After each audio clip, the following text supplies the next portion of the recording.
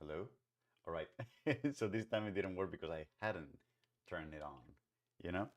Ah, very, very smart for me. I'm a little sleepy still.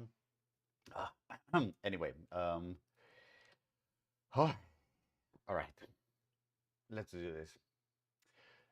Hello. Welcome, welcome, welcome. This is Jose Luis here at Parametric Camp. If you are new to the channel, welcome. We're very happy to have you here. What we do is that we meet mostly every Friday morning, my time. I live in Boston. It's 9:30 right now here. And we gather in the company of the beautiful Parametric Camp community of folks or campers, as we call each other, and we record live streams on topics around computational design. Now, what does computational design mean, Jose Luis? I get this question all the time. It's for me, it's a very large umbrella term for any kind of practice where you blend art, design, architecture, or anything that is within the larger creative fields, so mostly design, but where your main tool or the main uh, tool that you use to explore that design project is computational. Very often it involves writing code in some form, creating apps. I particularly like, and I talk a lot about computational geometry, 3D form. We really like that kind of stuff in this channel, as opposed to other more 2D creative practice, whatever. But we're not gonna get into that because that's a huge can of worms. So anyway, long story short, we record tutorials live. We then trim them, chop them, and we publish them as like slightly more polished versions of those tutorials. And then if you want to hear more about what we do, we have social media, we have Instagram, we have a Discord server where we have conversations throughout the week, where I post things, where I announce when are we gonna go live, and also oh, if you want to know when are we going to go live, there is a calendar, a Google Calendar in the description of this video that you can subscribe to, and you will get notifications on your calendar about when are we going to go live. So, uh, hello, Nicholas. My microphone volume is low. How is that even possible? I wonder what's going on here. Uh, hello, hello. You're right, it's kind of low. Did I do something? Hello? Hello? Hi, hi, hi, hi. Hi, hi, hi. This is very annoying, huh? Hello, hello, hello, hello. You're right, it's kind of low. I wonder what's going on here. Did I change this? All right, what about now? Now? You're right. Why is this so low? Is it where I place my microphone? Hello, but you're right, it's typically hello. Hmm. Okay, then let me just crank it up. All right, what about now? Hello, hello. A little, yeah, we can do better than this. Hello, hello. Hi, welcome. This is Jose Luis here, Parametric Camp. Blah, blah, blah. So what are we going to do? Blah, blah, blah. I think this is, yeah, this sounds more normal. Thank you, Nicholas.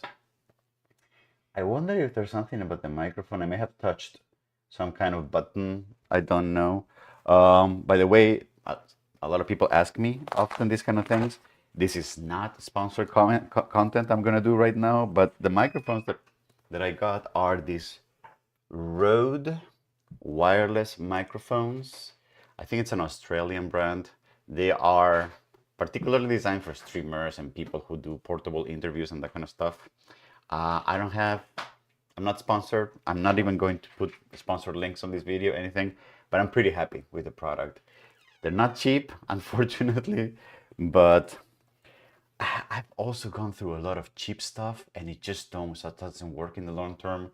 This thing is wireless. I can plug two microphones to the same receiver.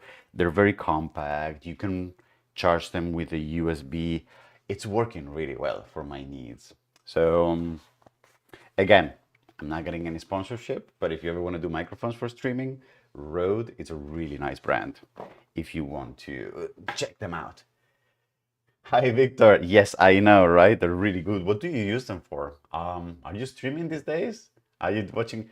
Oh, I had an idea the other day. Arasto gave me this idea the other day. We should do guest live streams. Or in other words, folks from the community, friends, campers that have been part of this journey for a long time and who are working on interesting projects and who may have technology that they want to share with the world. I would be super happy and super thrilled to open this channel up to people streaming and making tutorials. That would be super, super fun. We kind of did that experimentally with Arastu at one point a while ago in the advanced development playlist for Grasshopper. He wrote an app, excuse me, he wrote a plugin for Grasshopper that allowed collaboration, multiple people on the same definition. And we did this hybrid live stream where he was in Japan and I was here in Boston, but we were both on the same live stream and we were both collaborating on the same Grasshopper definition. It was very cool. So for those of you parametric campers who have been a while here, if you have ideas about a one live stream or a small set of live streams or a playlist or something that you would want to do in this channel, I would be open to discussing that. So just email me, or not email me, maybe just DM me or text me on Discord and we could get that conversation started. That would be super fun, actually.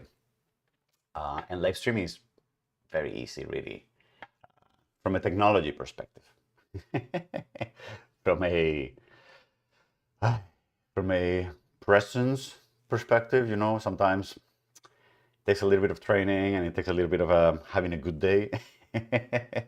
And caffeine, in my case. I'm really bad when I haven't drunk enough caffeine. And I'm also really bad when I have drunk way too much caffeine. It doesn't work for me. Vito, it's a pleasure to meet you. Bought them during COVID when the lectures went online. Yeah, I know. I remember those times. Oh, I cannot. I think I still have PTSD from COVID teaching. Now when I get invited to teach remote workshops or whatever, I'm like, you know, I just don't want to do it. Why don't you just fly me over and we'll do it in person, you know? I get a little bit of the GVs. So what are we doing today? So I want to continue with some of the work that we were doing in terms of local models, AI, and making them accessible. So if you remember, in the last few live streams, we had installed a large language model locally using Ollama. That was surprisingly easy, and it turns out it's been, let me pull that up. Where am I? Here. And it turns out that it's actually a pretty popular video for the scale of this channel, right? So if you compare with this video that I really love and I had so much fun making, it basically has more views in 1 month than this one in an entire year. I honestly don't care about that, but I find it interesting that there's just so much demand and so much interest in, you know, this kind of like LLM, artificial intelligence, making apps about that. Anyway, at any rate, in the informal fun with AI playlist, I wanted to make a sequence of videos building up to deploying some kind of local ChatGPT like interface. So installing Ollama locally was the first step to that. Then I want to make a video where we're going to install WebUI so that we can use Ollama with a web interface very similar to ChatGPT. Then after that, I want to make a video where we're going to test tunneling, which we already. So here I explained how to do tunneling, and the example that I used was basically a very simple HTML web page, so serving a website locally.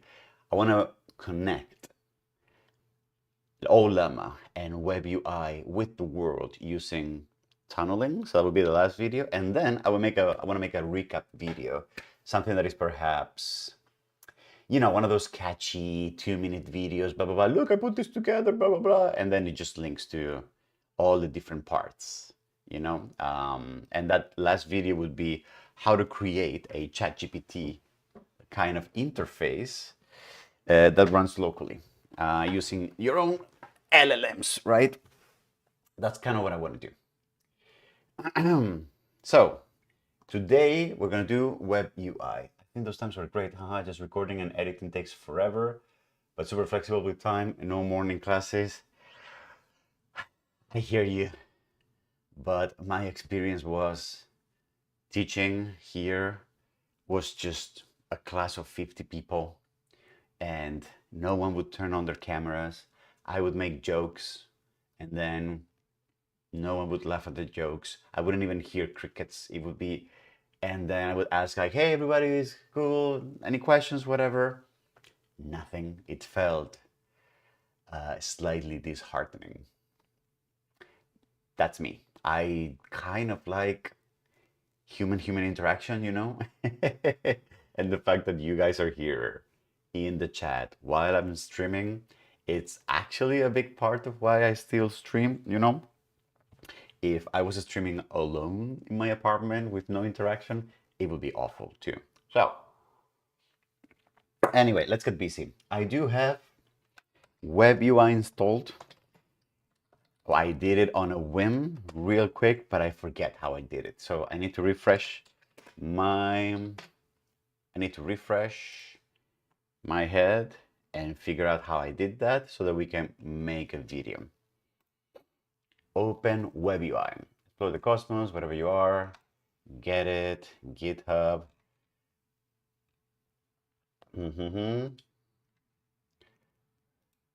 Was this what I installed?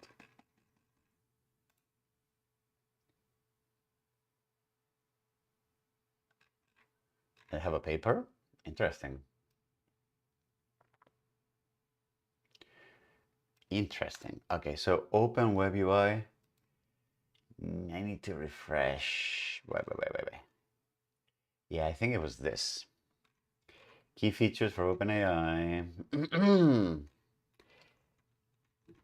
All right, so for those of you who just got here or there are still a little Open WebUI, it's basically this. It's basically a web interface. So it's a front-end app that is also connected to a back-end service that is very helpful to give you a web interface so that connects with your Llama, with your old Llama backend, so that you can do ChatGPT like texting and getting responses, whatever, but you can do that locally. And actually, interestingly, it also has a way to connect to your OpenAI, right? Which we could probably talk about in the video, so that you can do OpenAI through the API locally with your that doesn't mean that the data that you send to OpenAI is not going to be used for training.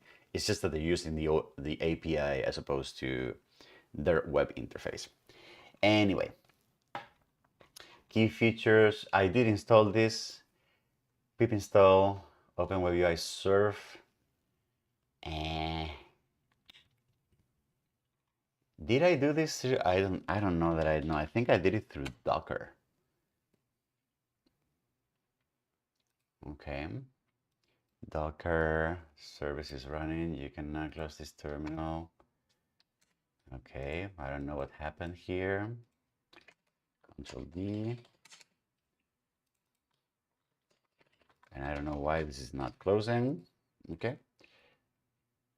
Here, Web UI in use. So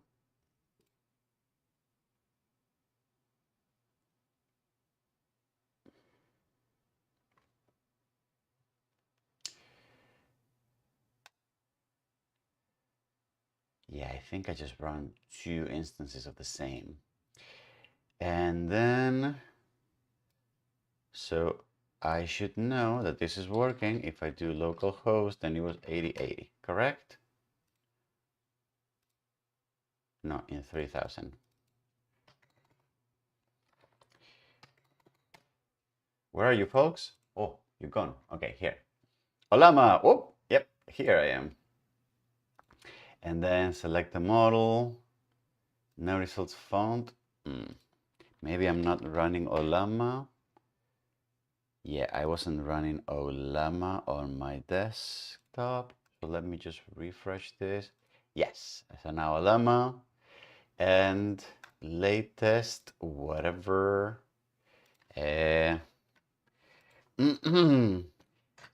Greet my fellow parametric campers on this YouTube live stream. Boom! And then the model is now running, it's updating. Hello, parametric campers. In the makerspace universe, I'm thrilled to have you on the live stream where we're exploring the world of parametric design, 3D printing, innovation, a great journey, possible materials. To my fellow parametric campers, I invite you to share your knowledge, share your projects, whatever, who's got it. I don't know. Didn't Firefox went evil? Yeah, what's going on with that? Is Firefox evil? What's happening with that? How did Firefox go from being the best and most beloved to something that was company and browser recording? What's going on?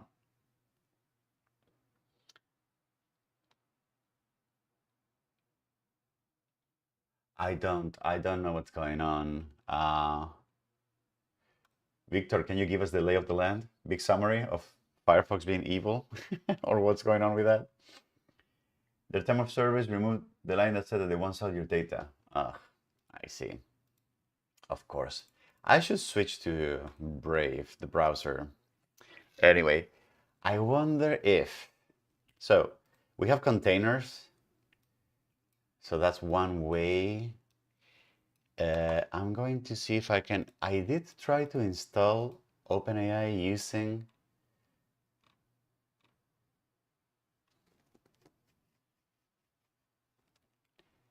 And I don't remember how I do it, how I installed it really.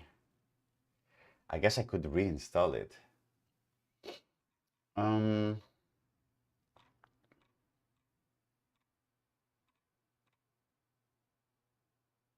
Installing OpenAI with bundled Olama support.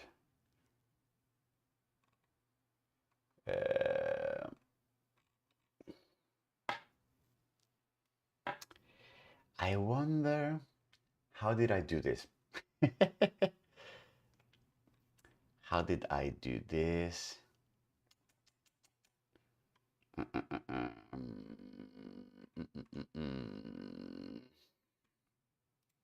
How did I do this? And also, did I install any environment variables like Olama something something? I should not be showing my environment variables here.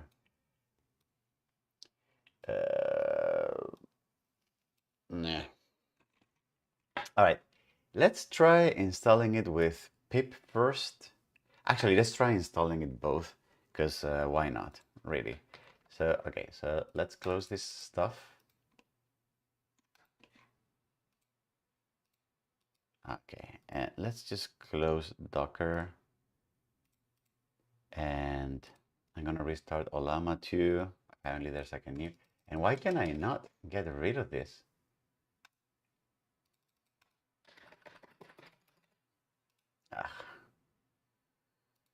Well, for some reason that thing got stuck. Okay, so I'm gonna try conda environment create WebUI. Conda create environment WebUI. I never know. I always forget. Okay, conda create environment. Manage and create. Conda create name my environment. Conda create name web UI. It already exists. Yes, let's remove it. Okay. I guess I already tried to install WebUI using pip, and then it didn't go anywhere.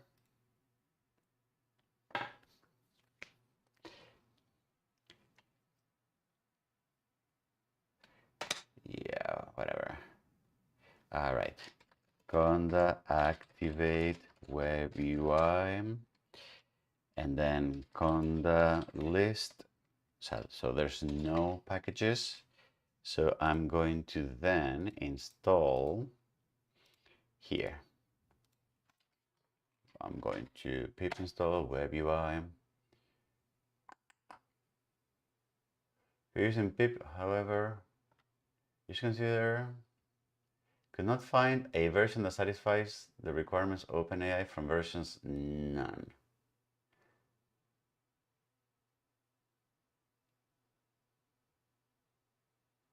This means that this is because I don't have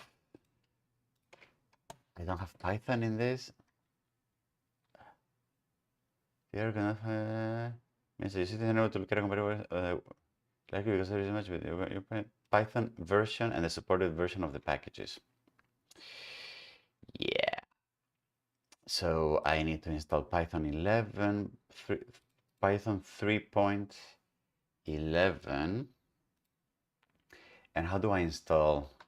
Conda install Python 3.11.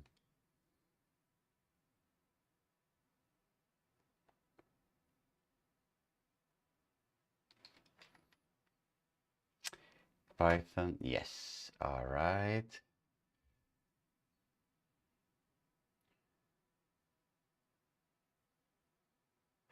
I want to share with you folks the other day. Have you ever heard? We could probably take a look at this one. This is really cool. Have you seen this repo? Trellis. All right. 3D generation from images and from text. So you can actually download and install this locally. I spent an entire afternoon the other day trying to deploy that thing. It was crazy. It took me forever. Okay, so now we have Python 3.11 and it's working well. And we're installing Open WebUI, whatever. And it looks like it's working.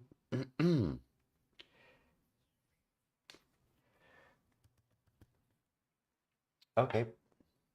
And what I'm going to do too is I'm going to basically remove the Docker version of WebUI that I have. And I'm just going to try to install a new one. And then maybe we can make the video with both. And also we need to try to connect OpenAI, ChatGPT to WebUI. How do I do that? OpenAI. OpenAI integration. Installation for OpenAI API, no. So how do you support OpenAI? Stable diffusion architecture to 3D model? Yes, it's kind of like that. The model that is open right now, you feed it an image and then it gives you a 3D model. They say you can do text to 3D model. I'm assuming the text to 3D model has some kind of diffusion model that generates the image first from the text and then passes that image to the modeler part. Is everything working fine? This is a lot of stuff. Jeez. Wow, that's a lot of stuff.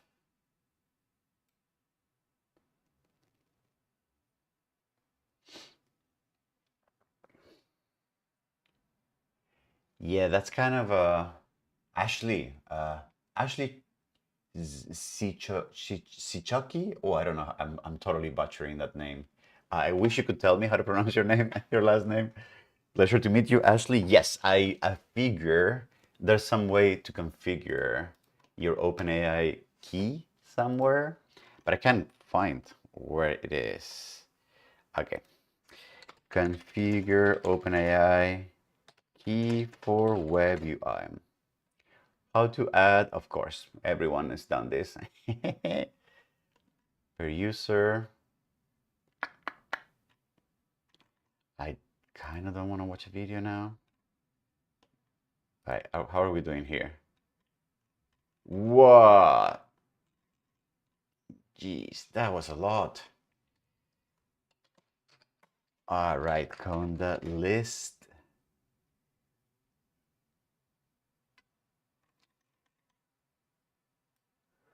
Ooh, that's a lot of dependencies. Oof. Wow, okay. That's quite an environment. Okay, well, let's try if it works. So open WebUI serve. So open WebUI serve.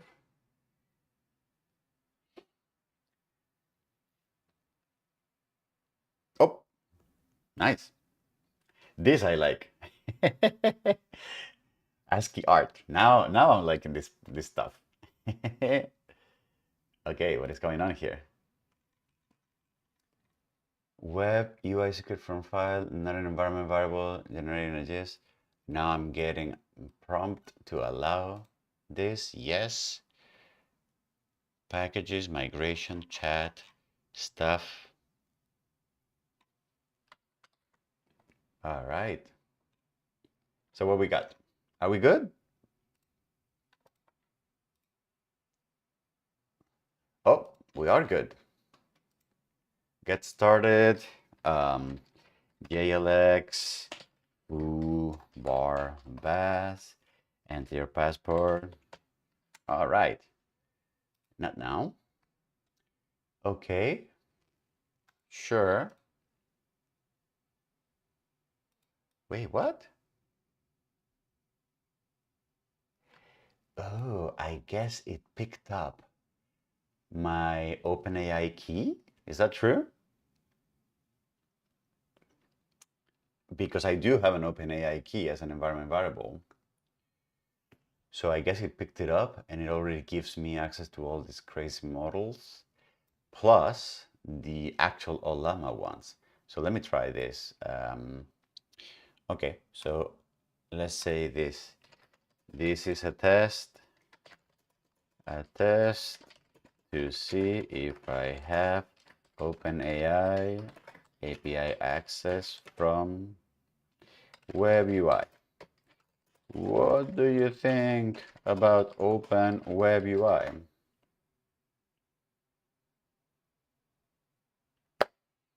Okay.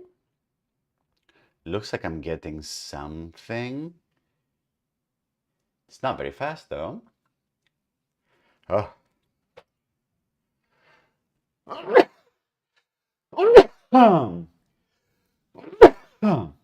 Excuse me. Oh, sorry. Oh, I know. If we do the Docker installation, it probably means we need to install the OpenAI key inside the Docker container. Oh, that was a lot, sorry. And then let me go to my OpenAI dev account. Okay. I'm gonna log in. Give me 1 second.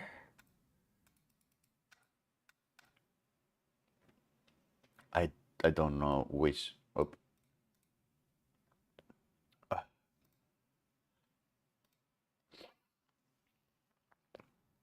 Okay. Now I have to, of course, double authentication, boring.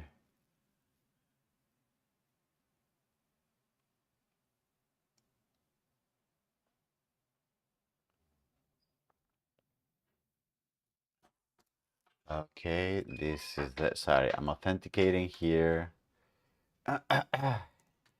All right. So let's see my profile, billing. billing history, overview, usage, that one. We should have something right today. This was March 7th. 4 requests. We just did one. You add the key in settings, connections, settings, controls. Okay. Where is settings connections? Settings, connections. I guess you can add a connection. API, connect to your own OpenAI compatible endpoints. Course must be properly configured, blah, blah, blah. So I guess you can do it here, yeah. Well, because I had it on my system, then it worked right away. So that's great.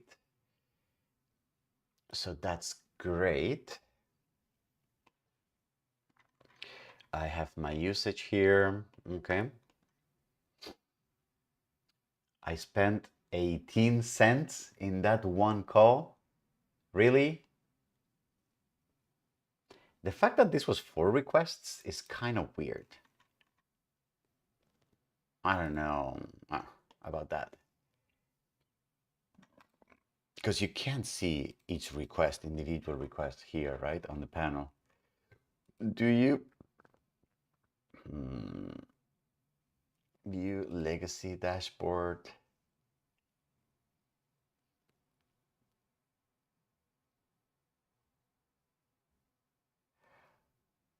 Okay, so the input was 12 cents and the output was 6.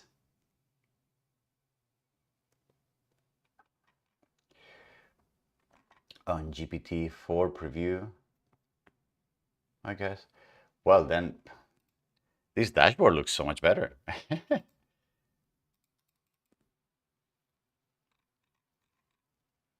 Well, whatever. Anyway, not the point here. Okay, so then that's okay. So we got this working with pip install, and I mean, it should also be working with Olama, right? So let's just do a new one. New. Tell me a story.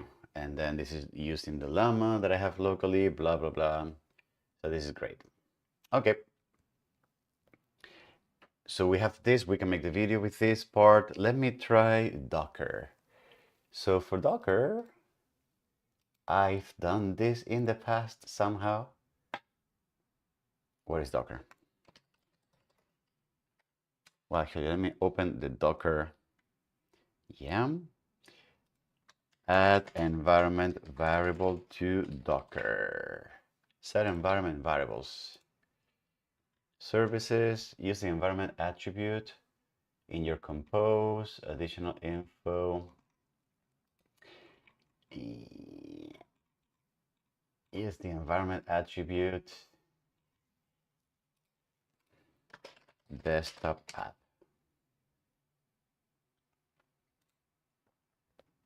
When using Docker, you can use the E when running the container with Docker run or define them in a Docker compose file. Okay. Containers. And something is wrong. This thing is literally, something is wrong here. So I'm going to stop this and I'm going to, yeah, I'm going to figure out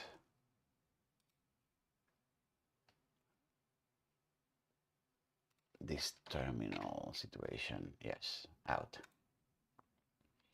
And then I'm going to open Docker again. And it looks like it's starting, but it's a little slow.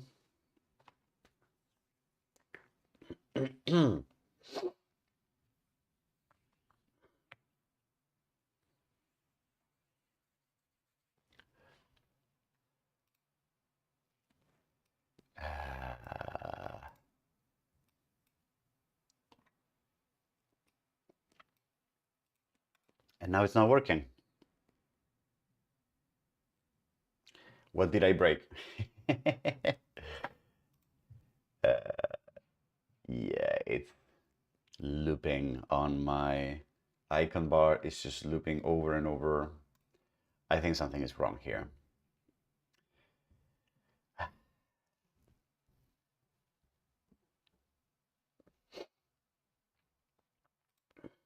Yeah, something got stuck with whatever was happening in that terminal window before. I got it broken. All right, so let's try. And now I cannot shut it down, can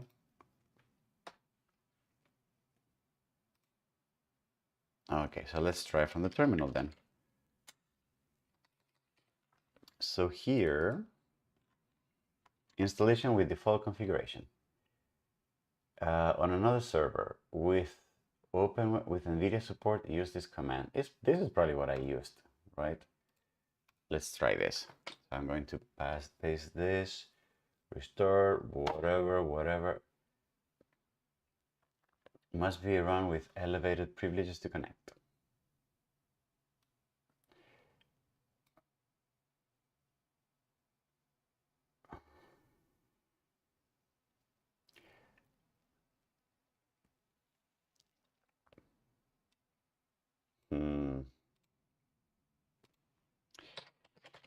Maybe I have to have this running, and now I can connect it. How did I do it last time? I guess that should be on the live stream, right? Man, I kind of want to do this.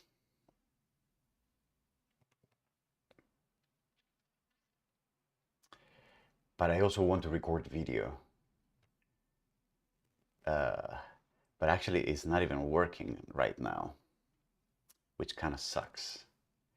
So what could we do? There's two ways. Maybe I can restart my computer, but that would mean literally stopping the stream while I restart everything and then connecting again and losing the recording. That is one thing.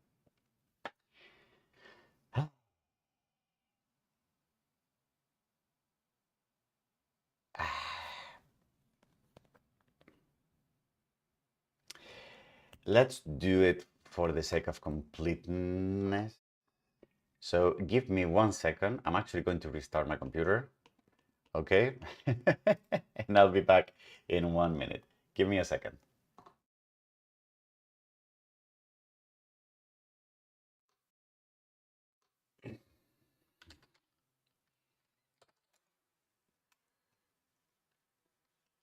All right, I just restarted, but I still don't know if I'm streaming again or not. Let me connect. Am I back on the stream? Am I on the stream?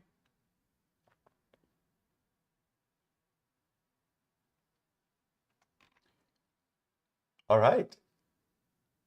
I think I am. Okay, can you see me again? Can you give me a thumbs up or whatever?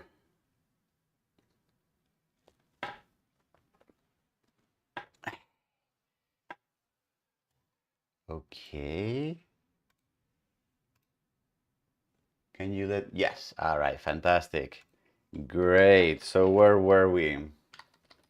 We were trying to see if we could get some Docker action.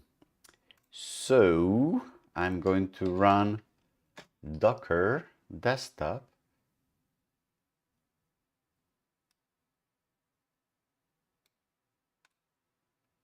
Start the service.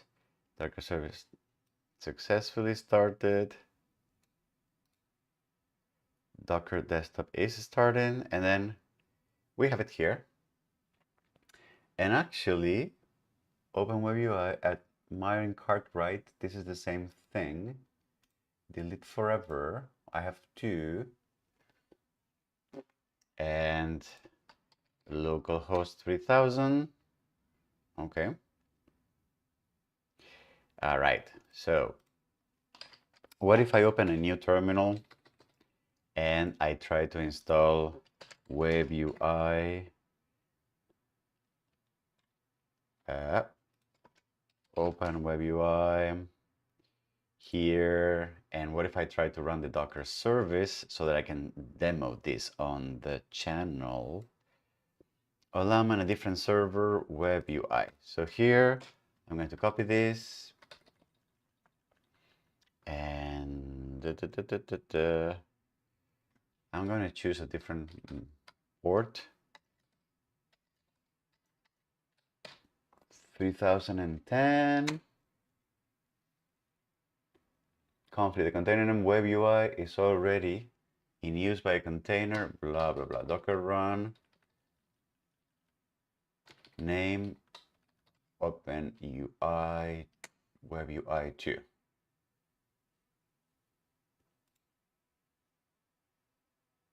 And now I have a second one. Interesting. So if I go to 10,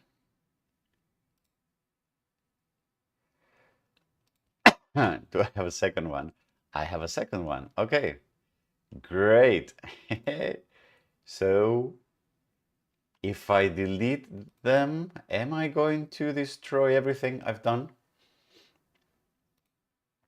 Delete forever. Okay, I'm really risking it here. Okay, but if I now go and do a fresh install, boom, WebUI shows up. Okay, fantastic. And what about environment variables here?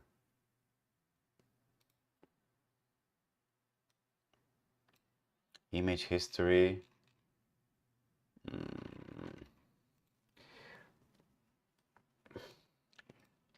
Docker add environment variable. Set environment variables. Okay, so and the environment attribute. Can I just do it with the daemon?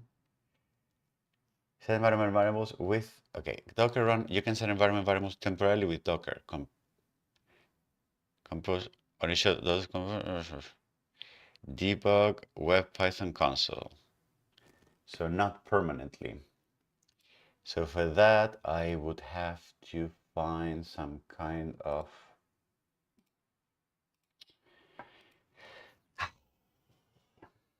okay, do we want to get into the rabbit hole of setting up the environment? Because as you can already tell, I'm not a huge Docker person.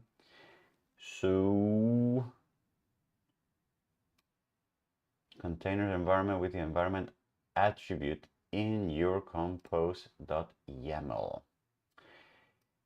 All right, so how do I access that file?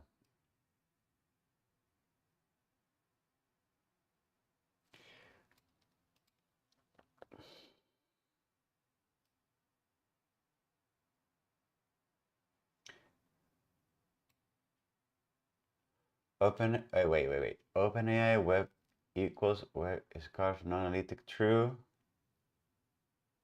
Huh. Can I edit this? No. Base API. So we do have environment variables here a lot. Maybe. Oh, okay. Hold on. Maybe. Wait. So with WebUI, there was a way to yes.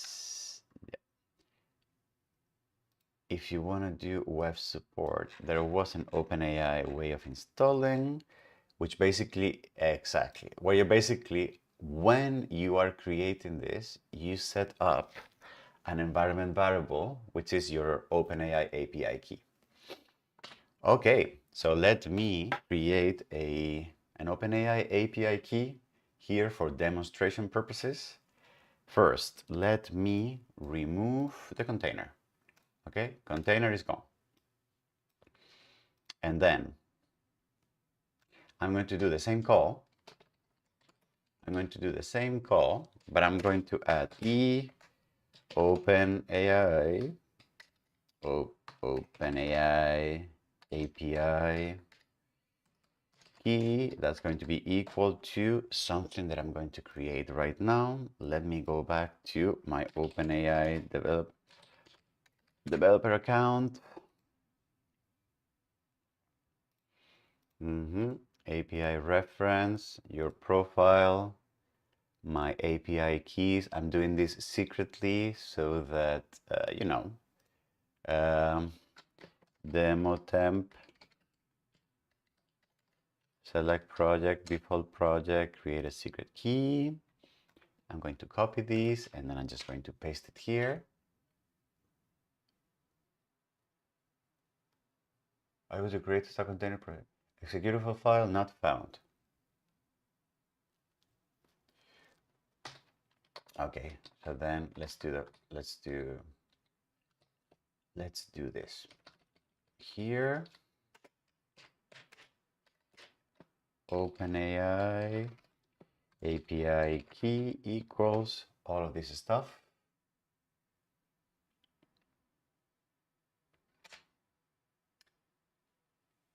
The container name OpenAI is already running.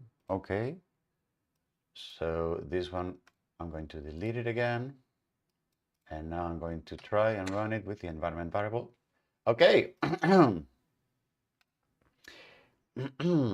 Now, if I go to localhost 8080, oh no, sorry, 3000. 8080 is the Python one. Okay. And boom, I have OpenAI in my, I have OpenAI in my, all right, good, fantastic. So it was pretty easy, actually. All right, so summary, what have we learned? What have we learned? We have learned that we can install WebUI in two different ways. We can install it using an Anaconda environment, and therefore using an Anaconda environment, downloading it and installing it as a service using Python. This is this way. That was pretty straightforward. We did get access to OpenAI because I have an environment in my system. I have an environment in my system that is already, I have an environment variable. Oh, I'm really dispersed today. I'm not center. I have an environment variable that is the OpenAI key, and it was picked up because Python lives in the same system as my environment variable. So that's why we did get access to that. Otherwise, I can point to the video where with the OpenAI key and the environment configuration. And then I can show also the way to do it with Docker. The way to do it with Docker, for which I would remove this environment first, which I'm going to do right now. Yeah, I'm going to do it right now. And I'm also going to remove conda environment remove name WebUI. Did I get that right? Yes. I did get that right.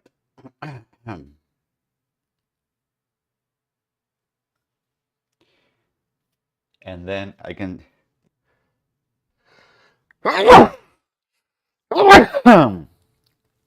excuse me. Oh, I'm a little sneezy this morning. And so conda environment list. Yeah. Okay. Okay, we're good. I think we got this and we can make the video now. So before that, I'm gonna take a 30-second bio break. I will be right back.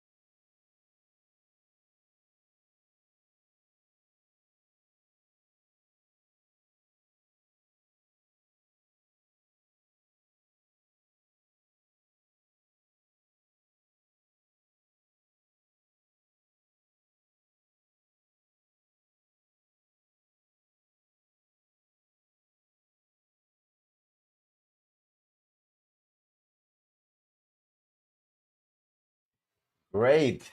Are we ready to do this? Let's do this. Before this, I am going to save a few API keys. So, okay, so this is going to be the temporary one. And I'm going to remove the actual environment variable for OpenAI from here. Environment variables. Okay, so let me do that.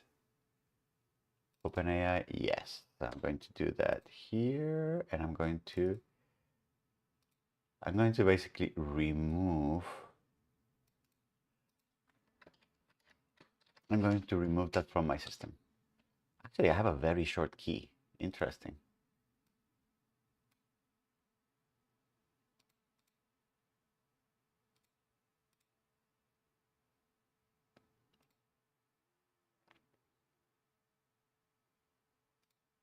How is that key still working? If it's not part of interest, I have a mess with the keys. Huh. Okay. Okay, I can always revert back to my old keys. Okay, so I'm going to paste here the temporary key that I'm going to be using for this stream, and that I will delete as soon as we finish, because you guys, come on. I don't want anyone sniffing my keys, you know? That sounded awful. That sounded terrible. Okay, so I deleted that, and then, okay, we're good. Oh yeah, you're not seeing what I'm doing, right? Okay. Okay, so, and then here, OpenAI API key. Okay, so I have that somewhere here. I have this somewhere here. I have my Docker WebUI. I have WebUI, Open WebUI, Explore the Cosmos, whatever you are. Okay, and how are we going to make this video? I'm going to get my notes on recording the introduction so that I don't forget. And how are we going to do this? We're going to do the following. We will record the intro with a demo once we're done. But before we do that, and then we're going to start. And we're going to start by saying, well, first of all, I'm going to assume that you have Olama running on your system, and I'm going to show a terminal and Olama PS Olama run hello world invited run llama 3 latest hello world, and then we get some. Okay, so this could be a way of testing things out, and I'm going to move this so that it's. How do you guys see my video and my code? It's better if I do full screen like this, right? Greco, have you played around with Speckle? Your opinion? I have not. I've heard a lot. I've heard a lot of interest. I just think that Speckle is something that really helps people who do Vim and who do this kind of 3D modeling for production and for industry. I don't work a lot in that space, so I haven't done a lot of it myself, but I think it's super interesting. I have a friend at the EPFL actually who got me into that sort of. So maybe we could invite him to record some tutorials here in the channel. All right. What are we doing? What are we doing? Yes.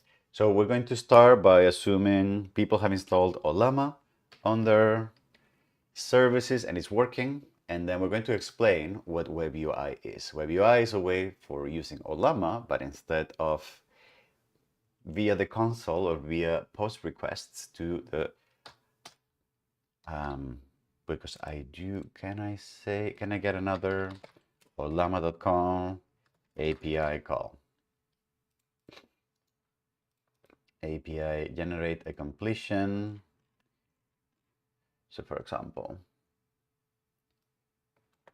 and another one that we can do is paste anyway, and then we can do stream false. And if we do this, yeah, so my system, my console is not great for this kind of multi-line stuff. It always, I feel like I've been here before. It was a problem with what? With double quotes or something? How did we figure this out? What was the problem? Anyway, it doesn't matter. You can literally make rhino grasshopper data and geometry that translates into PIM elements. Anyway, I don't want to get into the whole curl, whatever. We can point people to the video, and then I will explain what WebUI is.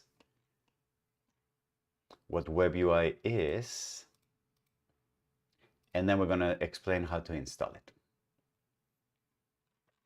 And the way we're going to do that is first using Python.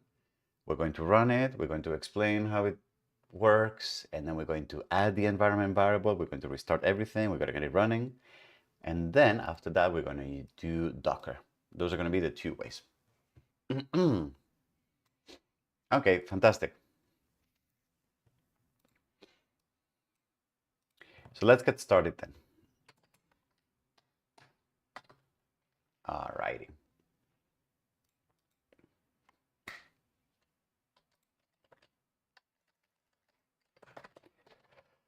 Okay, great. Let's do this. Let's get started. You have to skip the double quotes. That was the problem, right?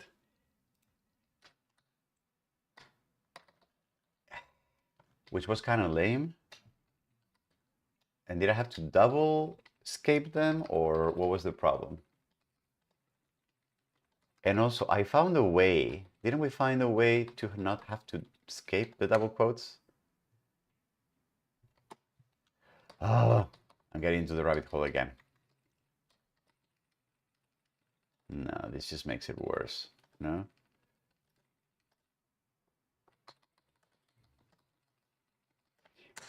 Didn't we find a way to not have to do this using the webget or something?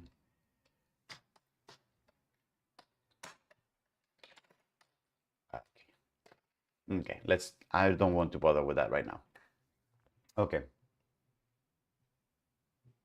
Let's start recording, which is what we came here to do. All right.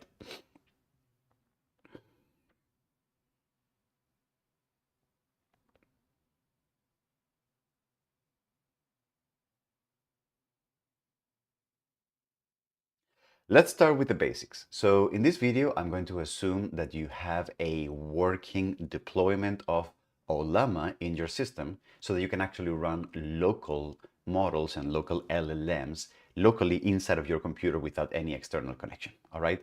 The way you can figure out if this is working for you is you just go to a terminal and then you type Olama run and then the name of some model that you already have installed, 3.2.latest, right? And then some message that you want the model to follow, right? And then if you get a response, then that should work.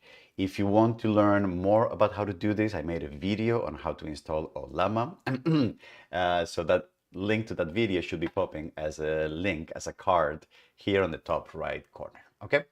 Beautiful. So as we mentioned on that video, there's two main ways to interface with Olama or with any model that is working locally. One of them is with this command line call that I just showed you, and another one would be using some kind of server, some kind of API that Olama establishes locally in your system. However, both of these ways require that you open a terminal and that you type stuff on your terminal, which is not very intuitive or not very gentle for non-programmers, for non-coders, whatever. And we are actually very used to the ChatGPT sort of conversational web-based interface.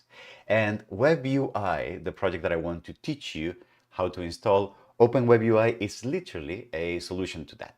OpenWebUI is a project that wishes to become a self-hosted local installation of a UI with a conversational window, with a box where you can type things, with an enter button where you can ask models to do, that connects both to models that you might be running locally. So it's particularly good and particularly well designed to connect with Olama, for example.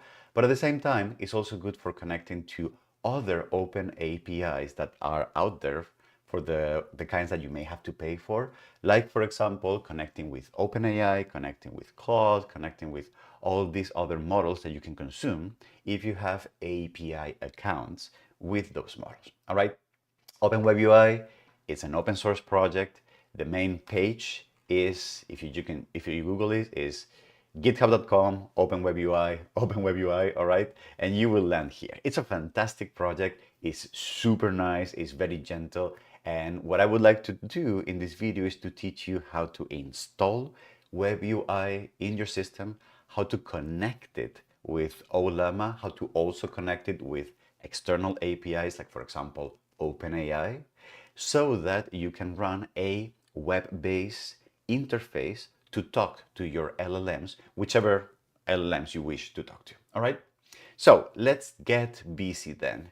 The way to do this is you're going to go to their GitHub page, and don't worry, you're not going to have to download or clone the repo or whatever, right? It's much easier than that. So the way you're going to do this is you're going to go to their GitHub account, GitHub page. A link to that page should be in the description of this video. And then we're going to scroll all the way down to the description. You can see that what you see here is basically a GIF that is telling you what this is going to look like when you have it installed. We'll get to that in a second, right? And then it tells you some of the main features of the project. All right, you can read through this, it's super interesting, etc., etc. And then we're going to get to how to install this. There are two main ways to install OpenWebUI. There is the Python way, if you are someone who is familiar with Python, with deploying Python modules, with installing dependencies, and maybe with managing environments. Remember that WebUI is not a lightweight project. It has a lot of stuff and it depends on a lot of different things. So it requires like a little bit of expertise knowing how to manage, for example, Anaconda environments, right? So, and the other way is using Docker. Docker is basically a container system that allows to create images with self-contained executables and dependencies as a package that then can be executed as a virtual environment living in your system.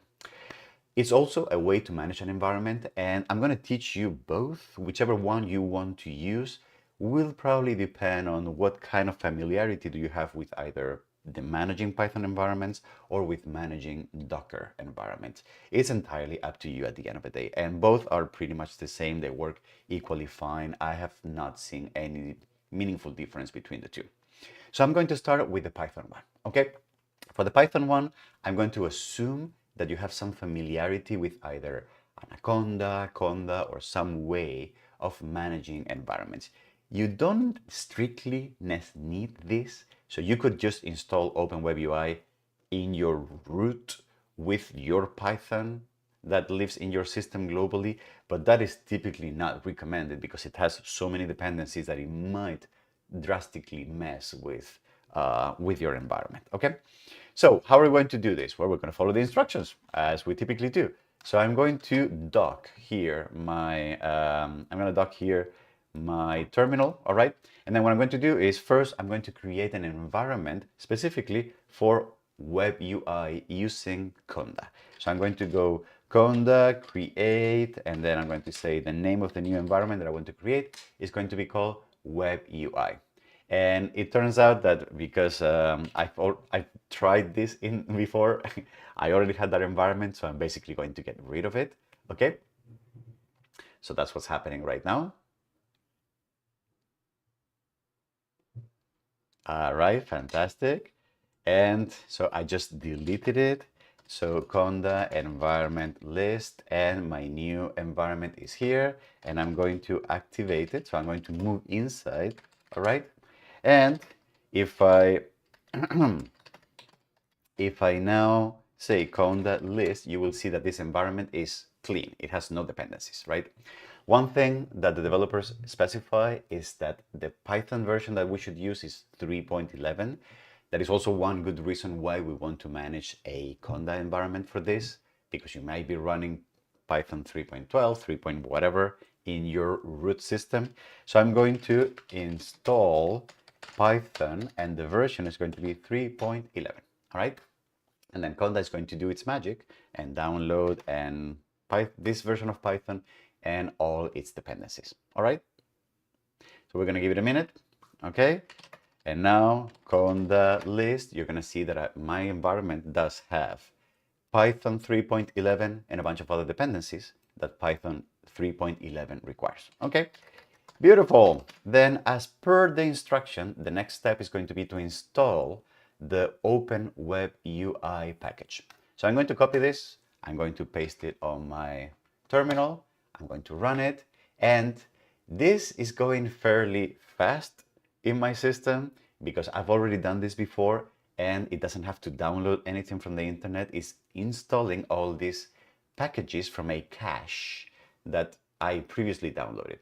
You're going to see that this is kind of fast, but in your case, it will probably take more time and we'll have to do a lot of downloads, all right? So, but it's still going to take long. So I'm going to give this a minute. I'll be right back.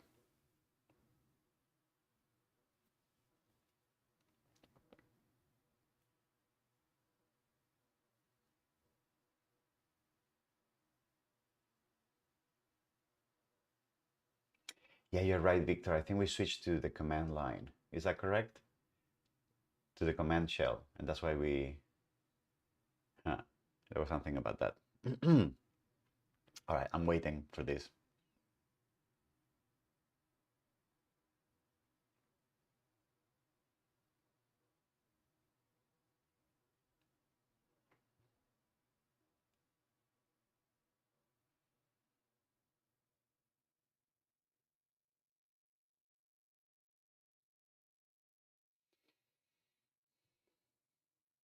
Tick tock, tick tock.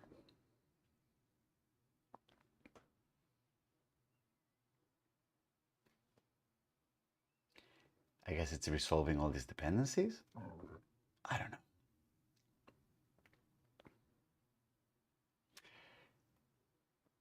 I should take a screenshot of this. The wall of dependencies. Look at me doing Python on a Friday morning.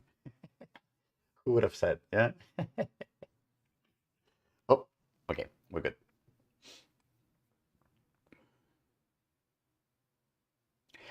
And here we go. It took about 2 to 3 minutes, I think. And again, this was even faster on my system because I already had all the packages in the cache in Conda's cache.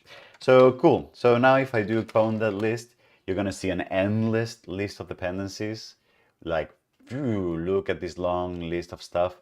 Yes, WebUI is not really a lightweight project. It has so many dependencies, but anyway, it's a really good one.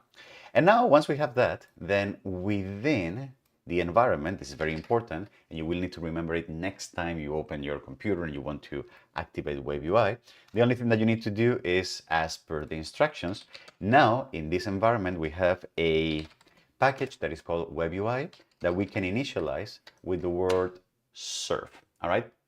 By doing that, it's going to kick off and run a bunch of things. Actually, check this out. I really like ASCII art of this kind. So it's starting, and I think we should be ready for this now. So what that means is that now I can go open a window and say localhost, and I can go to 8080, all right?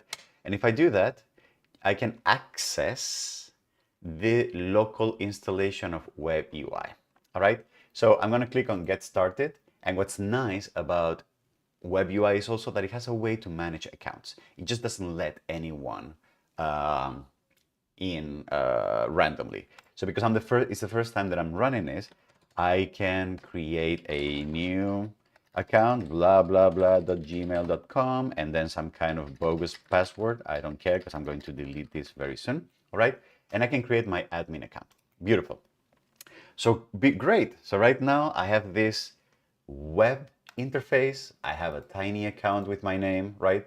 And then you can see that immediately it has picked up the 3 models that I have installed in my local Ollama framework. All right. Again, I want to point you to the video where I did this. Should be popping as a card here on the top right corner of the video, right? And then now it's just as easy as choosing the model and then saying, hey, tell me a story, right? I saw it here. I don't know what that is. I guess it picked it up. And now what you're seeing here is predictions from the Llama model that is running locally. I want to highlight, this is very important. What you're seeing here, the text that I wrote didn't go out anywhere into the wild. It didn't go into any cloud-based OpenAI. It stayed local. It lived in my machine. It remains private, and I get predictions based on that. So I can also switch to DeepSeek reasoning model, or I can open a new tiny conversation tab with DeepSeek and hey, tell me a story. And then DeepSeek is going to do the thinking thing and it's going to start giving me, it's going to take a little bit because when you start a new model, Ollama needs to load that model, put it in memory and start doing the thing. It's kind of thinking right now. You can see the thinking process, blah, blah, blah. And then at some point after the thinking process, it's going to start giving me the results. The journey beyond the mist. And you can see that it's also pretty fast. I have a desktop computer with a graphics card. So if your system, depending on if you have a gaming computer, you might be good as well. So this is great. All right, this is fantastic. We have a local deployment of Ollama and we have a web UI to interface it to make our life much, much simpler.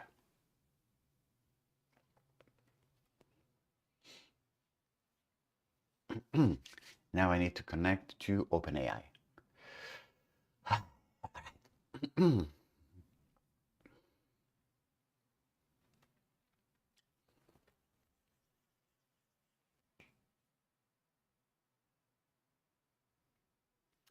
Now, something that you may have noticed is that I only have access to local models from Ollama right now on my system. And I've said before that I can connect my web UI deployment to other external APIs like OpenAI. How do I do that? Well, it's actually pretty straightforward. So WebUI does have a way of looking into your system, seeing if you have a particular set of environment variables with known names. And if it finds those environment variables, it would load and connect to the APIs automatically. So for the purpose of this video, I deactivated my OpenAI key and I'm going to reinstantiate it. I'm going to add it again.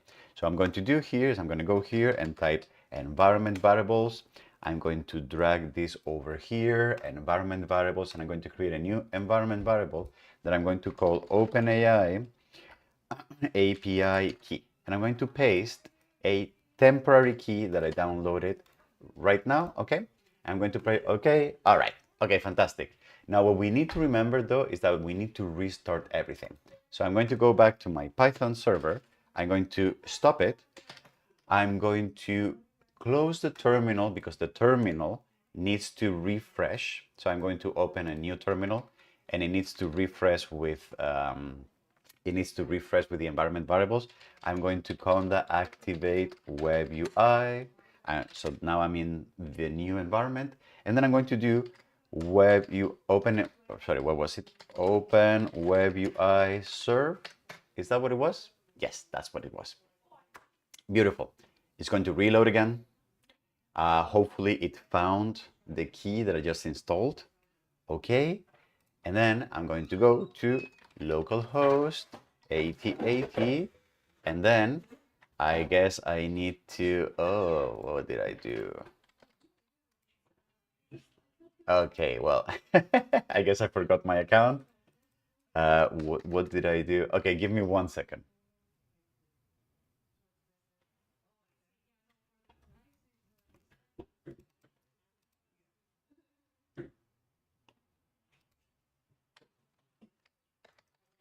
Oh boy, I have lost it. Jeez, no, that was lame.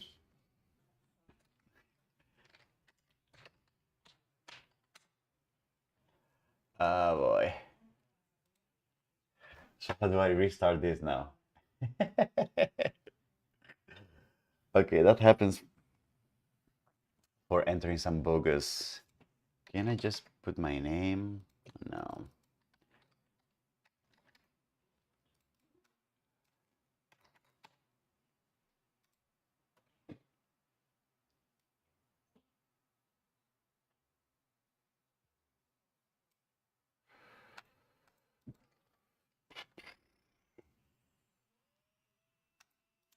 Oh boy. Okay, well, I guess I'm gonna have to reset admin account.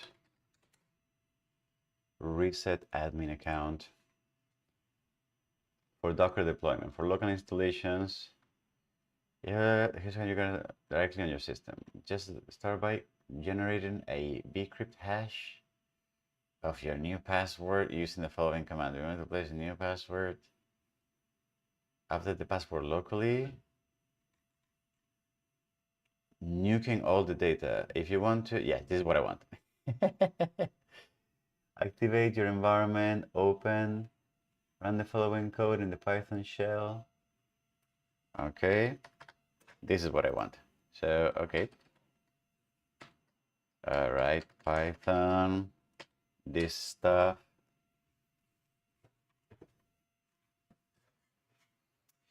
No. Okay. Code nuke.py.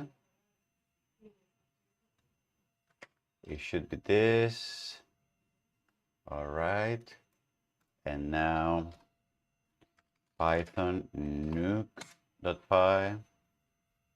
Import OS. Indentation error. What are you talking about?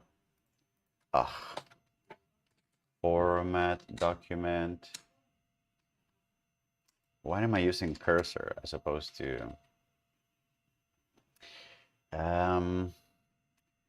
this is kind of lame that I have to deal with this.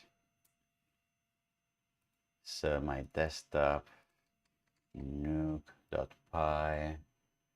Okay, so now I'm going to format the document. I don't have any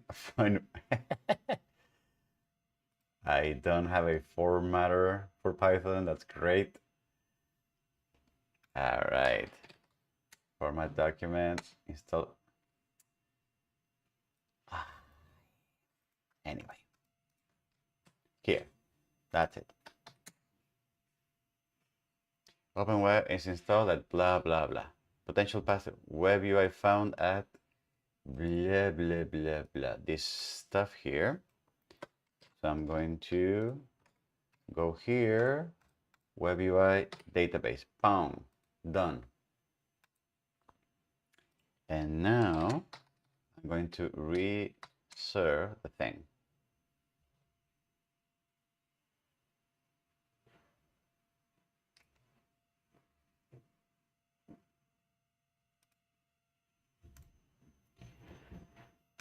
So local host. Okay, fantastic. All right, let me start the video here again. Okay.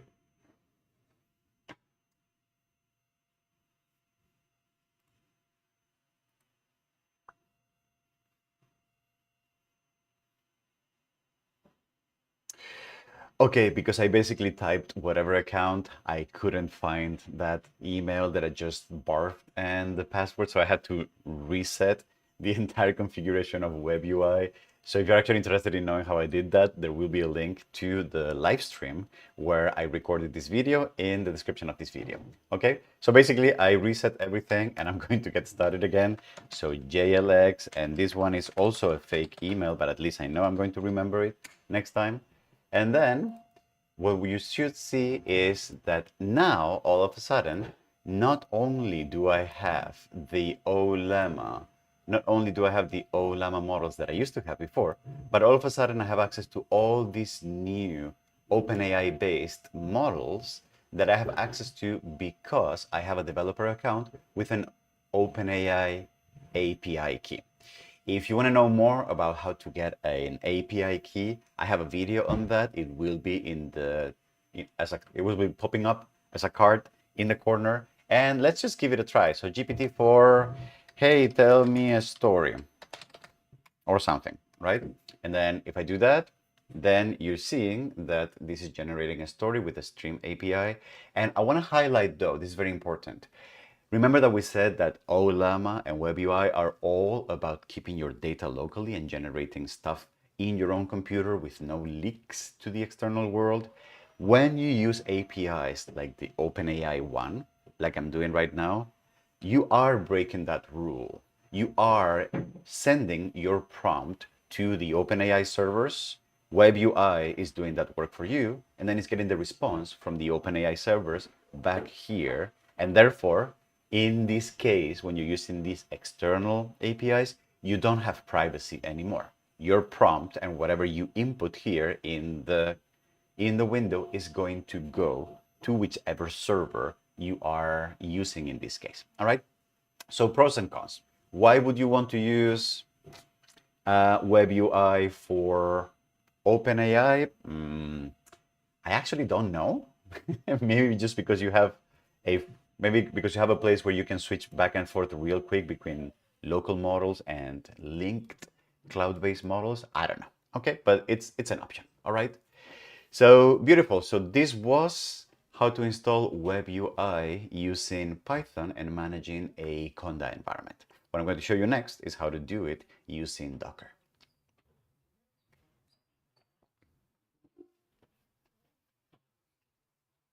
All right, great.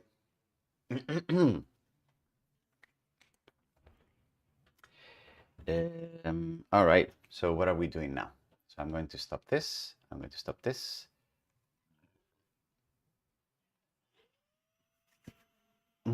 And then what is my Docker container here? All right, great. So I'm going to do this. So what I'm going to do, I'm going to also say that I assume that people are familiar with Docker. I don't have a video on that right now, but I'm going to open a terminal and then I'm going to install this, and I'm going to already include the API key part. Okay. All right, let's just do that then. And conda activate dates.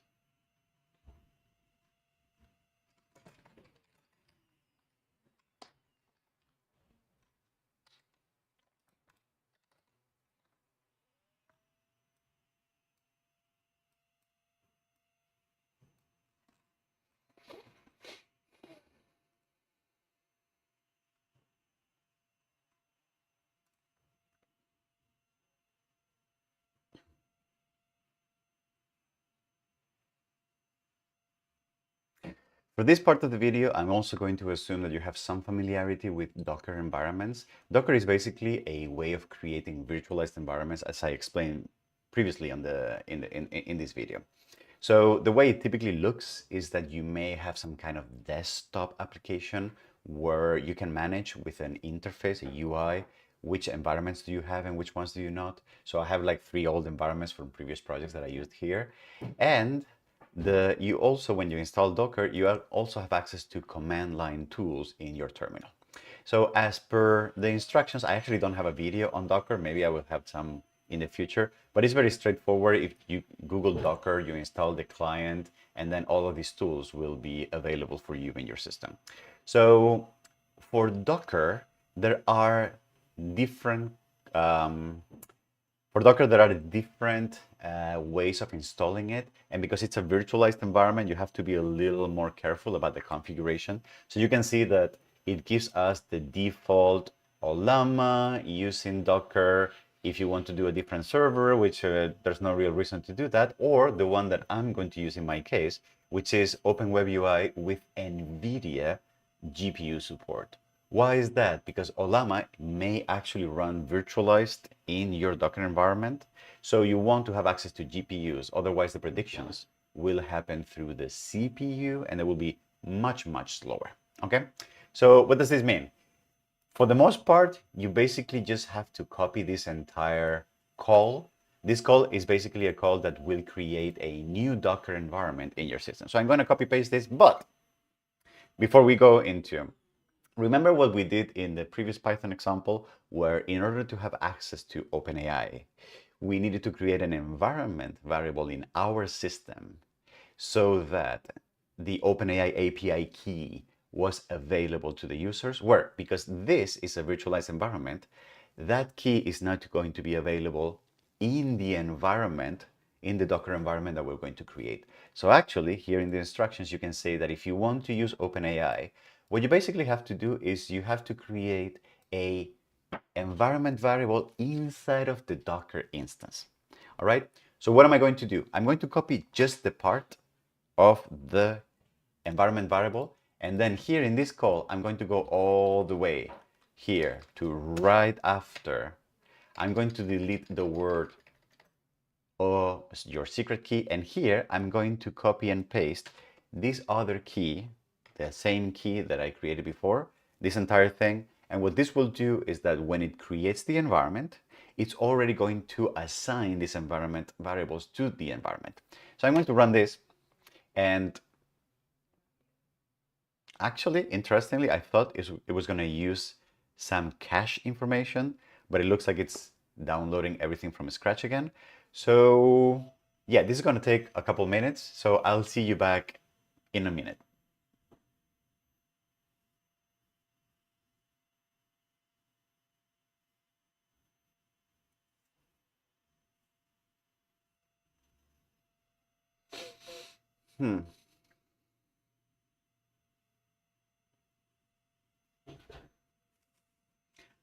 Why didn't it use the cache this time?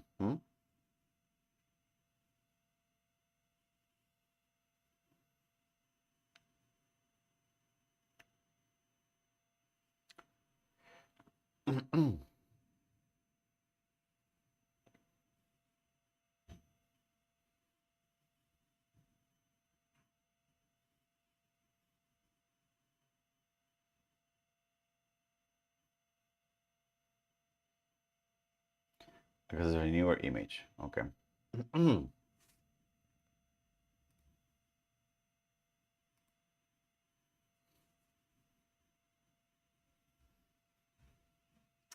And we're done. It looks like there was a newer image and it just downloaded that. So we're good. What this means is that now if I open my desktop client, you can see that I have a new instance, a new virtual environment, the WebUI 1, that is running on port 3000. So what that means is now I can just open any browser and go to localhost and port 3000 in this case for Docker. And if I do that, then I am prompted again with, and this is some old account that I had before, I don't know why. But anyway, you can see that now I also have access to both my Ollama models, I think. Actually, I don't.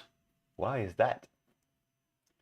I don't have access to my Ollama models. I only have access to my OpenAI models. All right, this is not, something has gone wrong. I tried this before and I did have access to Ollama. So maybe there is some kind of, oh, because I'm not, wait. Because I am not, wait. Conda activate WebUI.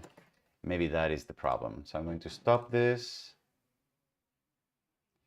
And I'm going to, maybe because I installed the Docker image. Oh, wait. Maybe because I installed the Docker image from,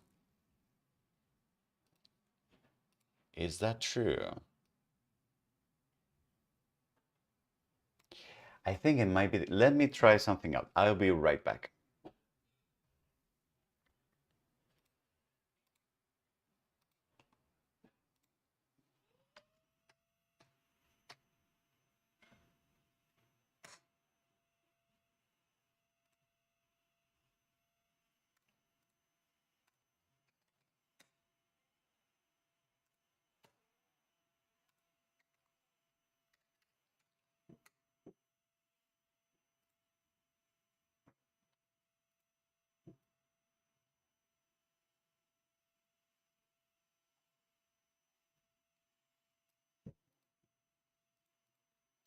Well, that's weird.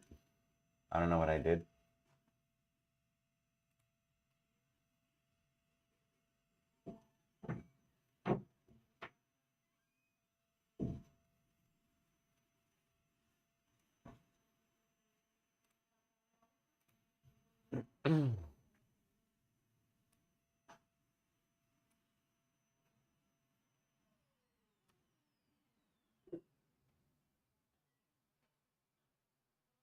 Mm,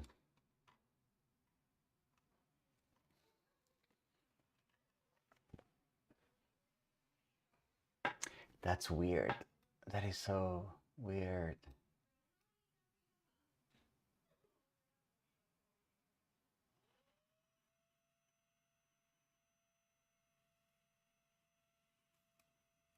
Yeah, maybe I shouldn't have left the environment. Hmm.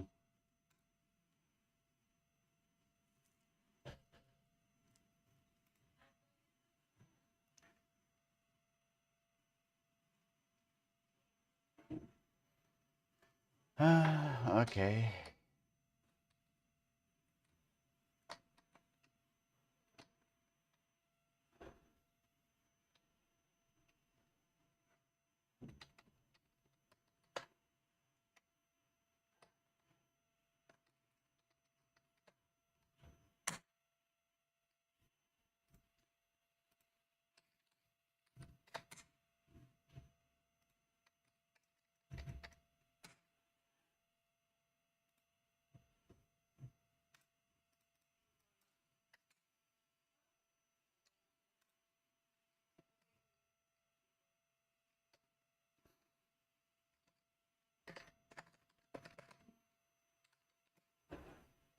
Oh boy. Here we go again.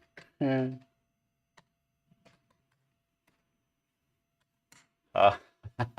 And now I'm locked out. Oh boy. Why do I do this to myself? Uh, what a disaster. This is what happens when you go live. Hey, Tim.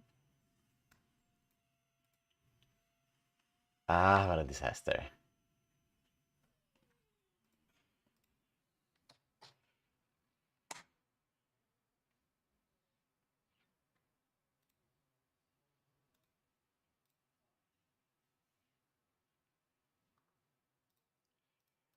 Oh boy.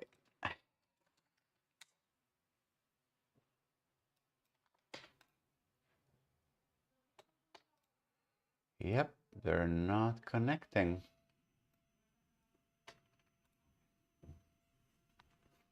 Weird. Okay. All right. Okay, let's finish the video.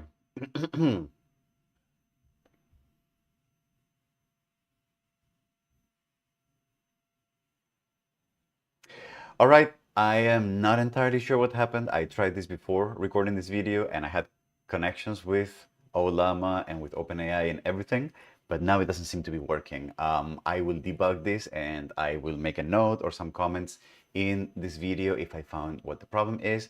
But at any rate, something that you can also do is instead of relying on Olama living on your system and then your virtual environment in Docker being able to access Olama from your system, something that you can do is you can install the whole thing as a full package inside of Docker so that Olama actually lives inside of your Docker environment and that everything is bundled in the same virtual environment, which is probably a much better way of customizing this.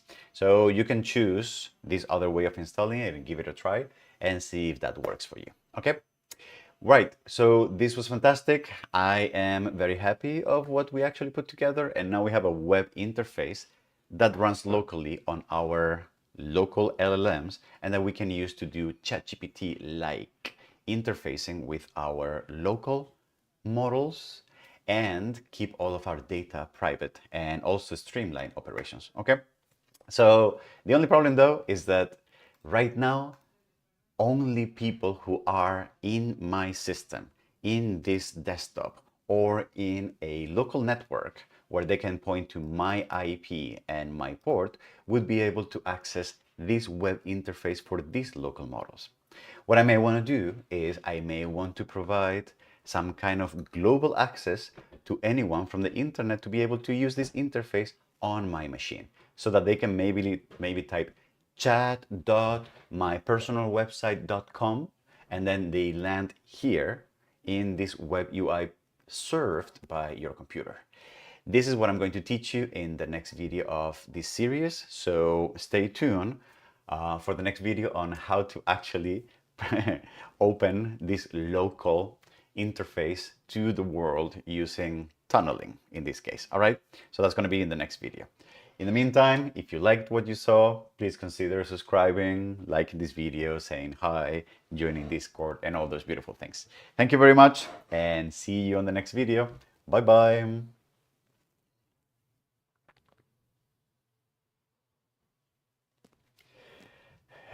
All right. So you like me? You like seeing me fail, Tim? Very nice of you. All right. So what was I doing? Okay. So I need to record the. I need to record the web open WebUI serve. I need to record the intro. So this is going to be 8080. Oh boy, here we go again.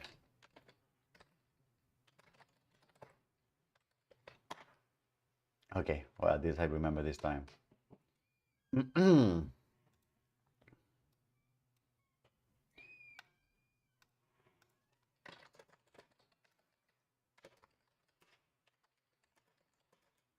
Our listeners on the Parametric Camp live stream on YouTube.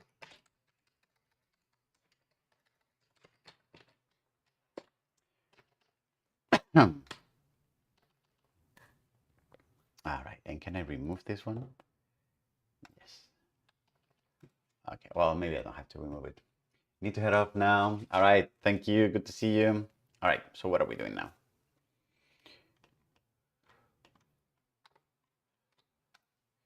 WebUI, open WebUI.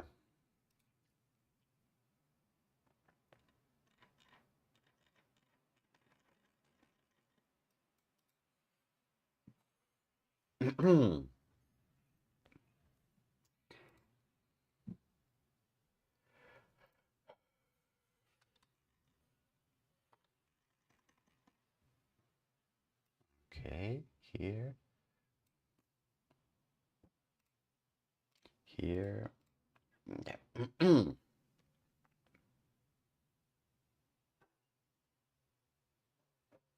Hello, this is Jose Luis here at Parametric Camp, and welcome to another video in our series Having Fun with AI. And in this one, what I would like to do is to continue in the work.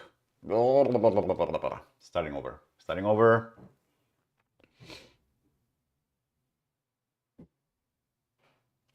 Hello, this is Jose Luis here at Parametric Camp, and welcome to another video in our series Having Fun with AI.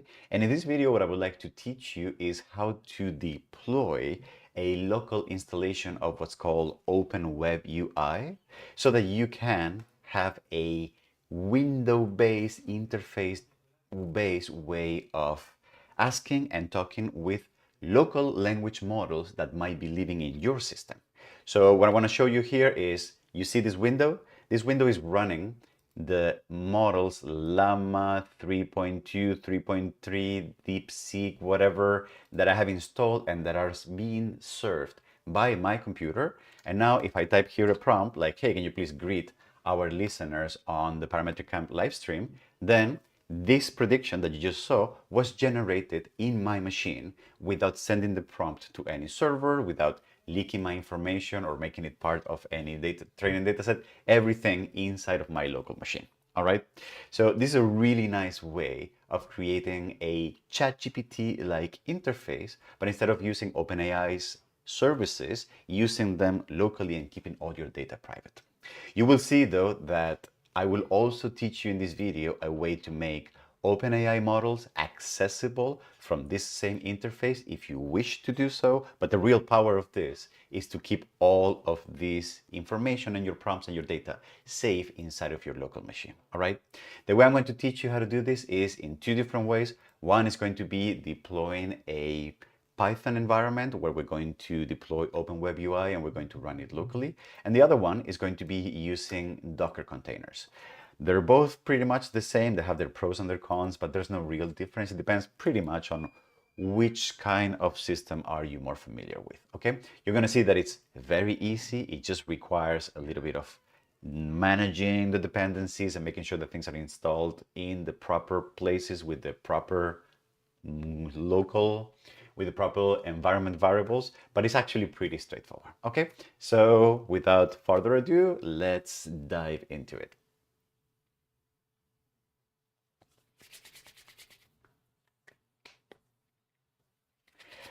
All right. Well, fine, Tim. I'll take the love. Thank you. Thank you. All right. So with this, I think this is all I wanted to do today. Yeah.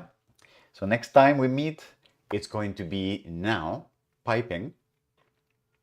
What we're going to do is we're going to pipe some kind of external URL into our local deployment of ChatGPT.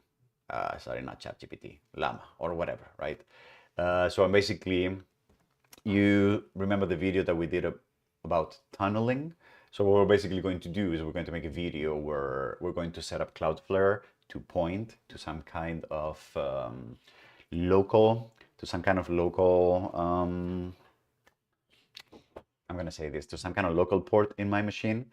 And then we're going to basically connect the dots. And last, we will make a video where we will basically explain how to create a chat.mywebsite.com that points to your local interface and your LLM.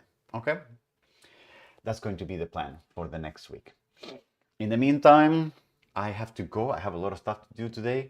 Thank you very much. It was a pleasure to see you, and I will be around next week. Bye-bye.